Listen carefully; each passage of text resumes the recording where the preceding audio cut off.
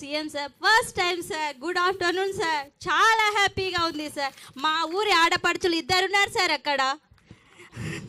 మాది Dhanwada mandal sir and Dhanwada village sir.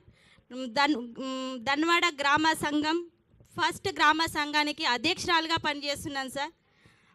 నేను వచ్చేసి నా సొంతంగా రొట్టెల బిజినెస్ చేసుకుంటున్నా సార్. జొన్న రొట్టెలు, రాగి రొట్టెలు, సజ్జ రొట్టెలు సొంతంగా బిజినెస్ చేస్తున్నా సార్. నాకు వచ్చి ఆదాయం నాకు గవర్నమెంట్ ఇచ్చింది సార్. మహిళా సంఘాల లోన్ నుంచి ఈరోజు నేను ఒక మంచి స్థాయిలో ఉన్నాను సార్. నేను ఇంతకు ముందుకు ప్రైవేట్ స్కూల్లో టీచర్గా పనిచేసిన సార్. అప్పుడు నా శాలరీ 5,000 సార్.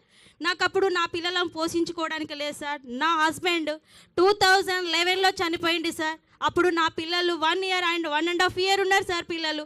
అప్పుడు వాళ్ళని ఎలా పోషించుకోవాలి అనేసి ప్రైవేట్ స్కూల్లో టీచర్గా పనిచేసిన.